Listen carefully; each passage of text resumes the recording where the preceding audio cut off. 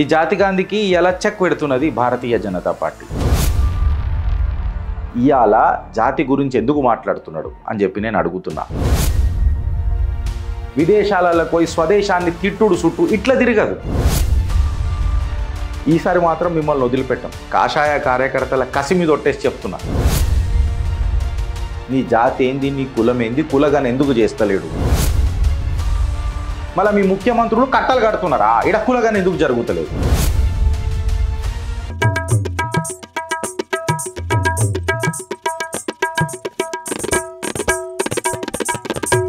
వెనక చూస్తున్న స్లైడు మీకు కొంచెం జర ఆశ్చర్యచకితంగా అనిపిస్తున్నట్టుంది.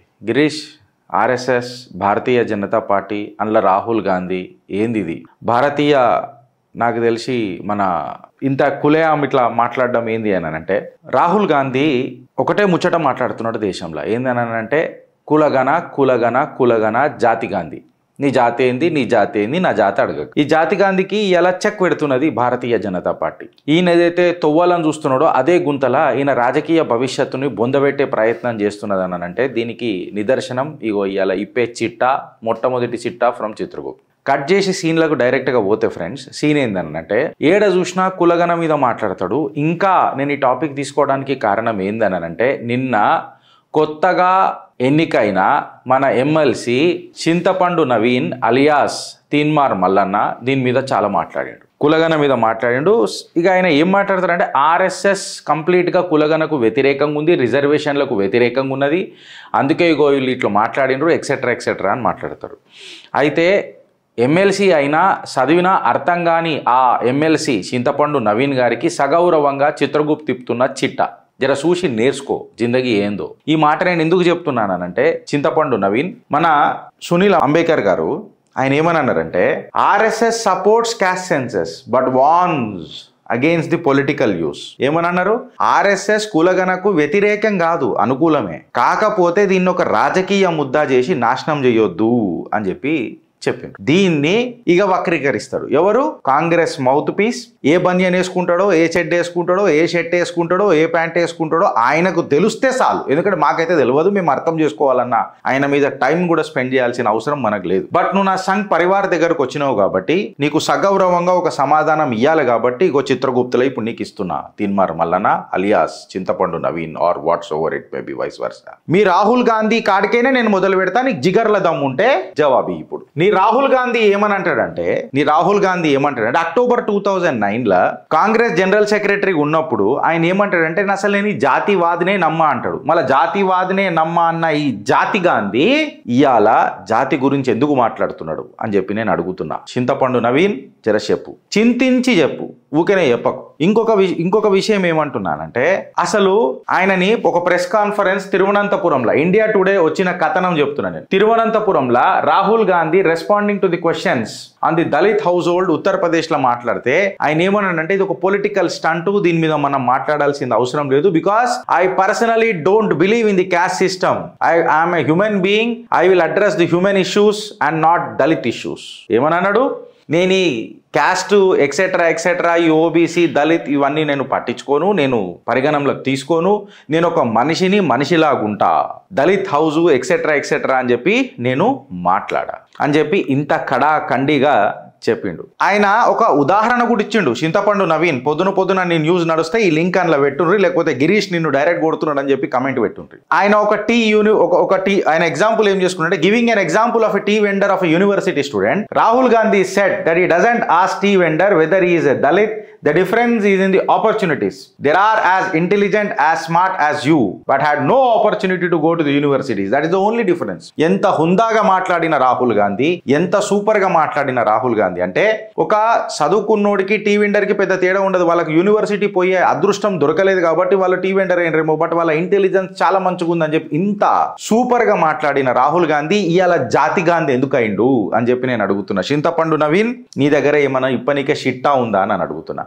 And coming to the point, Girish directly RSS Bharatiya Janata party ఏం చేస్తున్నది అని చెప్పి మాట్లాడితే, వీళ్ళు గుంతదోవిరు ఏదైతే గుంతదోవిరు చూడు భారతీయ జనతా పార్టీకి, ఆ గుంతలా ఈ కాంగ్రెస్ వాళ్ళనే బొందబెట్టే ప్రయత్నం చేస్తుంది. ఇవాళ అంత పెద్ద మనిషి సునీల్ అంబేద్కర్ గారు మాట్లాడినరు అని అంటే ఆర్ఎస్ఎస్ నుంచి, ఆయన ప్రధాన ప్రముఖ్ అనుకుంటా కదా, ప్రచార ప్రముఖ్. ఆయన ఆర్ఎస్ఎస్ లా ప్రచార ప్రముఖ్ లాగా పనిచేస్తారు, అఖిల భారత ప్రచార ప్రముఖులలో ఆయన ప్రధాన్. సో ఆయన ఇంత క్లారిటీగా ఒక స్టేట్మెంట్ ఇచ్చిండ్రు అని అంటే దీని మీద మంచి మేధనం చింతన్ బయటకు జరిగింది.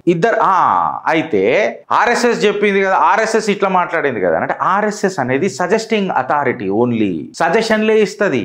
అది ఇంప్లిమెంట్ చెయ్యాలనా వద్దా అని అనేది అది భారతీయ జనతా పార్టీ నిర్ణయం. మాతృత్వ సంస్థ అని మాట్లాడతాం కదా, అది కేవలం భారత్ చుట్టూ తిరుగుతుంది. Chintapandu Naveen are to that matter జాతి గాంధీకి చెప్తున్న కాంగ్రెస్లో అది భారత్ చుట్టూ తిరుగుతుంది. మీ లెక్క కులాల చుట్టూ, మతాల చుట్టూ, లేకపోతే విదేశాలకు పోయి స్వదేశాన్ని తిట్టుడు చుట్టూ ఇట్లా తిరగదు. పైసల కోసం పినాయిలు దాగి పైజామాలు ఇప్పుకొని తిరిగే తత్వం సంఘ్ పరివార్ది కానీ ఆ to that matter Bharatiya Janata పార్టీది కాదు. ఇప్పుడు మేము ఇంట్లో కొట్లాడుకున్నా, మేము ఇంట్లో ఎట్లున్నా, మా మనసు మొత్తం భారత్ చుట్టే ఉంటుంది. ఫస్ట్ ఇది గుర్తుపెట్టుకోరు. నేను ఫిలాసఫీ జర పక్కకు పెట్టి సబ్జెక్ట్లకు దిగి మాట్లాడితే, Chintapandu Naveen are to that matter మీ జాతి గాంధీ రాహుల్ గాంధీకి ఏం చెప్తున్నానంటే, ఇవాళ కులగణ మీద మీరు పెద్ద పెద్దగా మాట్లాడతారు కదా, అది కేవలం అండ్ కేవలం హిందువులను ఓట్లను డివైడ్ చేయడానికే నేను మిమ్మల్ని అప్రమత్తం చేస్తున్నా ఫ్రెండ్స్. ఇవాళ ఒక భారతీయుడు భారత్ వైపు ఆలోచించి భారతీయుడు ఓటేస్తే 2014 ఇదే జాతి గాంధీ, ఇదే చింతపండు నవీన్ లాంటి వాళ్ళు దిక్కు దివాలా నేను మనుషులు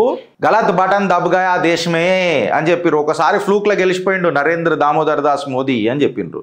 అదే బటన్ 2018లో కూడా దబాస్తే వీళ్ళకు ఫ్యూజులు ఎగిరిపోయినాయి. పక్కకున్న ఇలా శంషగాళ్ళు ఉంటారు కదా దేశ విదేశాలలో, వాళ్ళకు కూడా దజ్జాలు ఉడాంచిపోయిన ఏడుకాడికి. ఇప్పుడు 2024లో కూడా మూడోసారి గెలిస్తే 40 నుంచి 99 సీట్లు వచ్చినాయన్న ఖుషి వీళ్ళకి ఎక్కువైంది. అధికారం పోతుందనన్నా గమ్ వీళ్ళకేం లేదు. 40 నుంచి మేము 90కి వచ్చినాం కదా అనన్న ఖుషి. చిన్న ఎన్నో ఒక దగ్గర గలతీ అయి ఉంటుంది, లేకపోతే మిమ్మల్ని ఖచ్చితంగా బొందబెడుతుండే మూడోసారి. కానీ ఈసారి మాత్రం మిమ్మల్ని వదిలిపెట్టాం. కాషాయ కార్యకర్తల కసి మీద ఒట్టేసి చెప్తున్నా, కాంగ్రెస్ ఈయన చరిత్ర గడప గడపకు దాటుతుంది. ఎందుకు దాటుతుంది అని అంటే ఫ్రెండ్స్, ఎప్పుడైతే హిందూ సనాతన సంతానం మొత్తం ఏకగ్రీవంగా భారత్ కోసం ఓటేసిందో ఆ రోజు మన దేశ ప్రధాని మనకు పరిచయం అయింది. నెక్స్ట్ వీళ్ళు హిందువులను భారత్ వైపు చూడకుండా హిందువులలో చిలిక తెద్దామని చెప్పి డిసైడ్ అయినారు. ఎట్లా? నేను ఎస్సీ ఎస్టీ ఓబీసీ, నీ జాతి ఏంది, నీ కులం ఏంది, కులగాని ఎందుకు చేస్తలేడు Narendra Damodar Das Modi or to that matter Bharatiya Janata Party. ఇలా మాతృత్వ సంస్థ ఏం డిసైడ్ చేస్తుంది? ఆర్ఎస్ఎస్ అన్న మాటలకు ఈ చిల్లర పంచాయతీలు చేసే, ఈ చిల్లర రాజకీయాలు చేసే ఈ మనుషులు ఉంటారు కదా, ఎస్పెషల్లీ చింతపండు నవీన్ లాంటి వాళ్ళు, వీళ్ళు మాట్లాడతారు ఏమనని, ఆర్ఎస్ఎస్కి రిజర్వేషన్స్ అపోజ్ అని. చింతపండు నవీన్ వాళ్ళు దగ్గర పెట్టుకొని మాట్లాడు. బికాస్ ఇప్పుడు నీకు నేను డైరెక్ట్ నీ పేరు తీసుకొని ఇలా ఛానల్లో చెప్తున్నా. ఎప్పుడు నీ పేరు తీసుకొని కూడా నాకు సిగ్గు అవుతుంది, కానీ ఇలా నేను డైరెక్ట్ మాట్లాడుతున్నా. ఎందుకనంటే నువ్వు సంఘ్ పరివార్ దగ్గరకు వచ్చినావు. సంఘ్ పరివార్ దగ్గరకు వస్తే సంకల సగోడి లేవాలి బిడ్డానికి. ఇప్పుడు చెప్తున్నా ఈయనగా కులగన విషయం కాడికి వస్తావు కదా, ప్రశాంత్ కిషోర్ మాట్లాడిన మాటలకు ఏమైనా సమాధానం చెప్తావా అని అంటున్నా. ప్రశాంత్ కిషోర్ మాట్లాడిన మాటలకు గిరీష్ దారముని చాలా మాట్లాడతాడు. ఇప్పుడు నెక్స్ట్ స్లైడ్ల నీతోని ఫస్ట్ ఈ విశ్లేషకులు పెద్ద పెద్ద మేధావులు ఎవరైతే ఉన్నారో వాళ్ళు మాట్లాడిన మాటకు నువ్వు సమాధానం చెప్పు. కర్ణాటకలో మీ ప్రభుత్వం ఏమున్నది, హిమాచల్లో మీ ప్రభుత్వమే ఉన్నది, తెలంగాణలో మీ ప్రభుత్వమే ఉన్నది, మళ్ళీ మీ ముఖ్యమంత్రులు కట్టలు కడుతున్నారా? ఇడ కులగన ఎందుకు జరుగుతలేదు? మళ్ళీ రాహుల్ గాంధీకి తెలియదా? రాహుల్ గాంధీ నాయనకు తెలియదా? రాహుల్ గాంధీ నాయనమ్మకు తెలియదా? రాహుల్ గాంధీ అమ్మకు తెలియదా? రాహుల్ గాంధీ ముత్తాతకు తెలియదా కులగన చేయాలని? వీళ్ళందరూ చేయండి. ఇవాళ నువ్వు భారతీయ జనతా పార్టీ మీద ప్రెషర్ టాక్టిక్స్ చేయాలని ప్రయత్నం చేస్తే ఇవన్నీ నడవై. నీ ప్రెషర్ టాక్టిక్స్ పెద్దగా పనిచేయి. చిట్టాలు ఇప్పే చిత్రగుప్త అనే ఛానళ్ళు ఇట్లాంటివి ఉన్నాయి. ఇవి గల్లీలో ఇంకెక్కువ కావాలని చెప్పి నేను కోరుకుంటున్నాను. 60 సంవత్సరాల నుంచి నీకు కులగన యాదరా అని కాంగ్రెస్ పార్టీకి సడన్ గా కులగన ఎందుకు గుర్తొచ్చిందని ప్రశాంత్ కిషోర్ అడిగాడు. దీనికి సమాధానం చెప్పుండ్రి. ఇప్పుడు కులగన అనేది కర్ణాటకలో చేయలేదా? ఒక మాట అడుగుతున్నా. చింతపండు నవీన్, కులగన అనేది కర్ణాటకలో చేయలేదు. మరి కర్ణాటకలో చేస్తే ఏం పిక్ కట్టలు కట్టను? కర్ణాటకలో దాన్ని ఎందుకు ఇంప్లిమెంట్ చేస్తారు? బీహార్లో ఇంప్లిమెంట్ చేసిర్రు. బీహార్లో కులగన తీసుకొని వచ్చి ఉన్న రిజర్వేషన్ని 50 నుంచి 65% దాకా తీసుకోబోతానన్నారు. పాట్నా హైకోర్టు ఏం చెప్పింది? బద్దల వల్ల కొట్టింది. ఏడికాడికి కిందికైనా తీసి బాణం కొడితే అది ఏడికైనా వెళ్ళిందో నాకు తెలియదు. ఇక ఇక వాళ్ళకి చెప్తున్నా, కులగన మీద జాతి గాంధీ మీద మాట్లాడతారు కదా, వాళ్ళని అడుగుతున్నా. ఇప్పుడు నేను ఏమడుగుతున్నానంటే, హిందువుని ఎస్సీ ఎస్టీ ఓబీసీ లాగా డివైడ్ చేయాలన్నది ఇలా తపస్సు. ఇది చేస్తే హిందూ అనేటోడు భారతీయ జనతా పార్టీకి దూరం అవుతాడు. ఇంట్లో పోయి మనము ఇంట్లో చేపలు పడతారు అని అంటారు కదా, ఇలా నీళ్ళలో చేపలు పట్టే రకం కాదు, ఇల్లు నీళ్ళలో చేపలు పట్టే రకం కాదు ఫ్రెండ్స్. వేరే దాంట్లో చేపలు పట్టేటోళ్ళు. జర నేను అసభ్యంగా మాట్లాడదలుచుకోలే, అందుకని నేను జర సైలెంట్గా ఉంటున్నా. అదే మళ్ళీ ముస్లింలలో కూడా కురోషీలు ఉన్నారు, ముస్లింలలో అన్వర్లు ఉన్నారు, క్రిస్టియన్లలో ఉన్నారు. ఇప్పుడు ఓవరాల్గా తీసుకుంటే ముస్లింలలో 56 క్యాస్ట్లు ఉన్నాయి, క్రిస్టియన్లలో 86 క్యాస్ట్లు ఉన్నాయి. మళ్ళీ ఇండ్లల్లో కులగన చేపిస్తావాను? నీకు జిగర్ల దమ్ముందా? మళ్ళీ వీళ్ళకు న్యాయం జరగొద్దా? నీ జోడో న్యాయ యాత్రల వీళ్ళకు జరగొద్దా? కేవలం హిందూ ఓటు బ్యాంక్నే డివైడ్ చేయాలన్న తత్వం నీకు ఉంటుందా? ఎందుకుంటుంది అని చెప్పి మాట్లాడితే, ఇవాళ నేను వేసిన ప్రశ్నకు సమాధానం చింతపండు నవీన్ ఇస్తాడా? ఆయన దాంట్లో కమెంట్ పెట్టుండ్రి. మళ్ళీ క్రిస్టియన్లల్లా 86 క్యాస్ట్లు ఉన్నాయి, ముస్లిమ్స్లల్లా అన్వర్ ఖురోషి ఎక్సెట్రా అని చెప్పి 56 క్యాస్ట్లు ఉన్నాయి. కేవలం హిందూ ఓటు బ్యాంక్ని డివైడ్ చేయాలని చూస్తారా? ఆ కాడికి వస్తే మళ్ళా వీళ్ళకు న్యాయం చేయాలని చూడరా? కాంగ్రెస్ తన మేనిఫెస్టోలా 1952, 1957, 1962, 1969, 1977, 1971, 1980, 1984, 1989 అండ్ 1991ల ఖడాఖండిగా ఓబీసీ రిజర్వేషన్లకు మేము విరుద్ధం అని చెప్పిన మాట్లాడిన మాట నిజం కాదా? ఇలా కాంగ్రెస్ వాళ్ళని అడుగుతున్నా. ఇవాళ కాంగ్రెస్ ఎప్పుడన్నా ఓబీసీ చీఫ్ మినిస్టర్లను తయారు చేసిందా మధ్యప్రదేశ్లో? ఓబీసీ చీఫ్ మినిస్టర్లను ఉత్తరప్రదేశ్లో తయారు చేసిందా? ఓబీసీ ప్రధానమంత్రులను నేనన్నా దేశంలో పెట్టిందా? ఇవాళ దేశ ప్రధాని ఒక బీసీకి చెందిన దేశ ప్రధాని చాయ్ వాలా రూపంలో మే నరేంద్ర దామోదర్ దాస్ మోదీ ఈశ్వర్కి శపథ్ లేతావు అని పరిచయం చేసింది నా సంఘ్ పరివార్, నా భారతీయ జనతా పార్టీ. బీహార్లో కూడా మీరు వెనకడికి చేసిర్రు ఒక ఓబీసీని, తర్వాత ఏం చేసిర్రు ఒకసారి చూడు. చరణ్ సింగ్ గారి గురించి మాట్లాడుతున్నాను నేను. 1977లా Charan Singh wanted to give reservations. Charan Singh గారు రిజర్వేషన్లు ఇస్తానన్నప్పుడు కాంగ్రెస్ ఆయన గవర్నమెంట్ని కూల్చింది వాస్తవమా కాదా?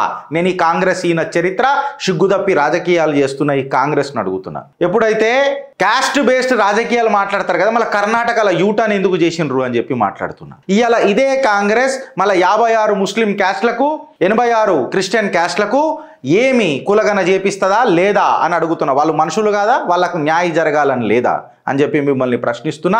ఇది నిజం కాదా అని అడుగుతున్నా. కేవలం నేషనలిజం, జాతీయవాదం ఎక్సెట్రా అని పక్కకు పెట్టి జాతివాదాన్ని తీసుకొని వచ్చి కంప్లీట్గా దేశాన్ని విడగొట్టే చర్య కాంగ్రెస్ది కాదా అని అడుగుతున్నా. మళ్ళీ recommendation of the Kelkar commission or to that matter Mandal commission, ఎవడు యూటర్న్ కొట్టిండు, ఎవడు తుంగల దొక్కిండు, ఎవడు బొంద పెట్టిండు. ఇవాళ వాళ్ళు నిర్మలా సీతారామన్ గారు సాక్షాత్తు పార్లమెంట్ సాక్షిగా మాట్లాడిన మాటలు మీకు చెప్తున్నా. ఇదే కేల్కార్ కమిషన్ అండ్ మండల్ కమిషన్ ఇట్లా ఇంప్లిమెంట్ చేసినుంటే ఇవాళ ఓబీసీలు సెక్రటరీ లెవెల్లో పార్లమెంట్లో మనకు స్టేట్లలో పరిచయం అవుతుండే. మళ్ళీ ఏం పీక్ కట్టలు కట్టింది నీ కాంగ్రెస్ ఈయన చరిత్ర? మీ ముత్తాత ఏం చేసిండు, మీ అయ్య ఏం చేసిండు, మీ నాయనమ్మ ఏం చేసింది, మీ తల్లిగారు ఏం చేసిండ్రు, నువ్వేం కట్టలు కట్టినవు, మన్మోహన్ సింగ్ ఏం బీకిండు? 70 సంవత్సరాల 60 సంవత్సరాల మీ కాంగ్రెస్ పరిపాలన ఏం న్యాయం చేసిర్రు ఓబీసీలకు? నేను ఇవాళ అడుగుతున్నా. మళ్ళీ బీసీలో చేసిరు కదా, 50% సీలింగ్ ఉంది కదా, మళ్ళీ సుప్రీంకోర్టు చెప్పిన మాటలను కూడా తుంగలో దొక్కుతారా? రాజ్యాంగాన్ని కూడా తిరిగి రాస్తారా? ఇప్పుడు రాజ్యాంగాన్ని మార్చేది ఎవరు అని చెప్పి ఈ కాంగ్రెస్ ఈయన చరిత్రకు వత్తాసు వలుకుతున్న సిగ్గుదప్పిన కార్యకర్తలను అడుగుతున్నా, ఆ రాజకీయ నాయకులను అడుగుతున్నా. రాజీవ్ గాంధీ ఫౌండేషన్లో 9 మంది ట్రస్టీలు ఉన్నారు కదా పీగనికే, అందులో ఎంతమంది ఎస్సీ ఎస్టీ ఓబీసీలు ఉన్నారా బాయ్ చెప్పురు? అందులో ఎంతమంది ఎస్సీ ఎస్టీ ఓబీసీలు ఉన్నారు నాకు చెప్పురు ఒక మాట. ఈడ ఆన్సర్ ఉండదు.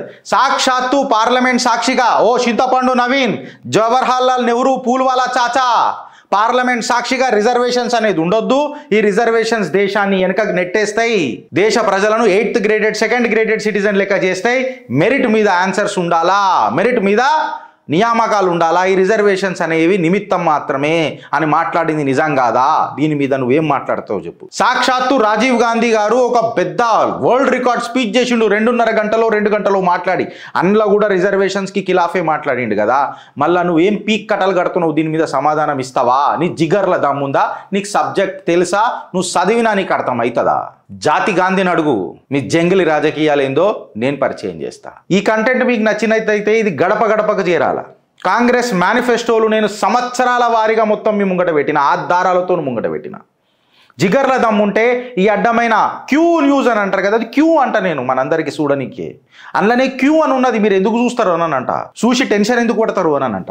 మనం ఐకమత్యంగా గట్టిగా ఉండాలి ఫ్రెండ్స్. మనం జాతివాదంగా డివైడ్ కావద్దు, సరే కులగన చేద్దాం. నేను ఇవాళ భారతీయ జనతా పార్టీకి ఒక చిన్న రిక్వెస్ట్ చేస్తున్నా.